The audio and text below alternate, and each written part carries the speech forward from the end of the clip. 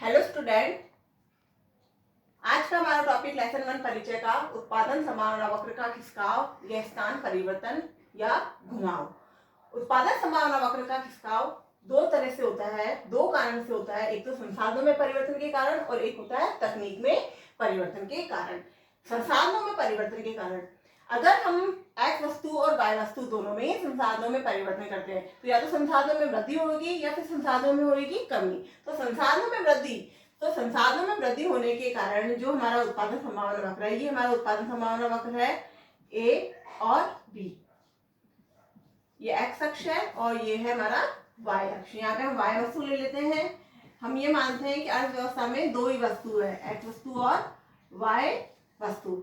अब संसाधनों में वृद्धि होगी तो संसाधनों में वृद्धि होने के कारण जो उत्पादन संभावना वक्र है वो खिसक कर ऊपर की ओर हो जाएगा, अर्थात यहाँ से यहाँ की ओर जाएगा और हमें नया संभावना उत्पादन संभावना वक्र मिलेगा A1 और B1, क्योंकि संसाधनों में क्या हो गई है, वृद्धि हो गई है। तो संसाधनों में वृद्धि होने के कारण जो एक्स वस्तु थी वो भी बढ़कर OB1 हो गई है और वाई वस्तु भी बढ़कर O से OA1 हो गई है। तो ये जो वृद्धि है ये किसके कारण हुई है, संसाधनों में वृद्धि के कारण। इसके बाद हम देखेंगे कि संसाधनों में वृद्धि ना होकर संसाधनों में मान लीजिए कमी हो जाए तो संसाधनों में कमी होने के कारण क्या होता है, तो संसाधनों में कमी होने के कारण जो उत्पादन संभावना वक्र है,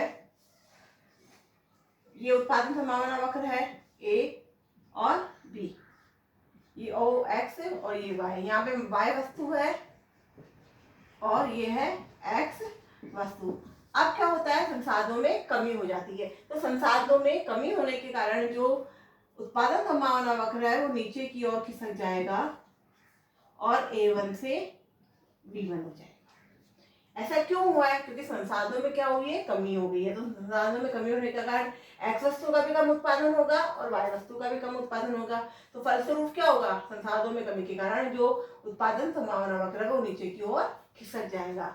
इसके बाद आता है, ये तो हो गया संसाधनों में परिवर्तन के कारण उत्पादन संभावना वक्र का खिसकाव। अब होता है कि तकनीक में परिवर्तन के कारण क्या होता है, तो तकनीक में परिवर्तन के कारण भी तीन स्थितियां होती है। पहली स्थिति है वस्तु एक्स के उत्पादन के लिए कुशल तकनीक का प्रयोग। अगर हम सभी संसाधनों को, ये हमारा उत्पादन संभावना वक्र है ओ एक्स और वाई, ये हमारे वाई वस्तु ले लेते हैं हम और यहाँ हम ले लेते हैं एक्स वस्तु। अब क्या होता है कि उत्पादन संभावना वक्र है। अब वस्तु x के लिए वस्तु x के लिए हम क्या करते हैं, ये वस्तु x है, इसके लिए कुशल टेक्निक का यूज करते हैं। तो कुशल टेक्निक का यूज सिर्फ x वस्तु के लिए किया जा रहा है, तो x वस्तु के लिए y वस्तु के लिए नहीं किया जा रहा है। तो फलस्वरूप क्या होगा कि x वस्तु के कुशल टेक्निक के यूज के लिए क्या होगा कि जो उत्पादन संभावना वक्र है वो यहाँ से यहाँ तक खिसक जाएगा, लेकिन सिर्फ किसके लिए होगा, सिर्फ x वस्तु के लिए।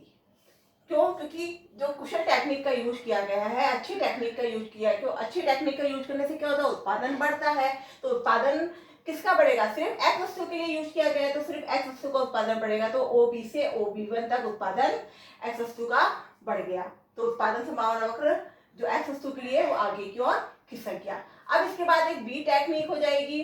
बी टेक्निक में हम पढ़ेंगे वाई वस्तु के लिए। तो वाई वस्तु के लिए जब उत्पादन संभावना वक्र होगा वो क्या होगा,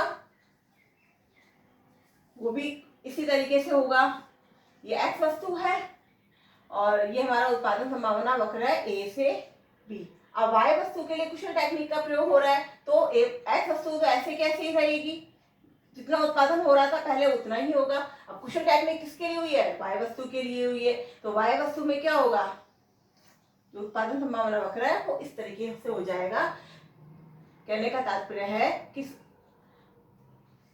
कि जो वाई वस्तु है वो ए से AB1, मतलब यहां से लेकर यहां तक इसका उत्पादन बढ़ जाएगा, क्योंकि उत्पादन की कुशल टेक्निक का प्रयोग किसके लिए किया गया है, वाई वस्तु के लिए। इसके बाद हमारी सी कैटेगरी में, सी में आता है कि दोनों ही वस्तुओं के लिए अगर हो जाए,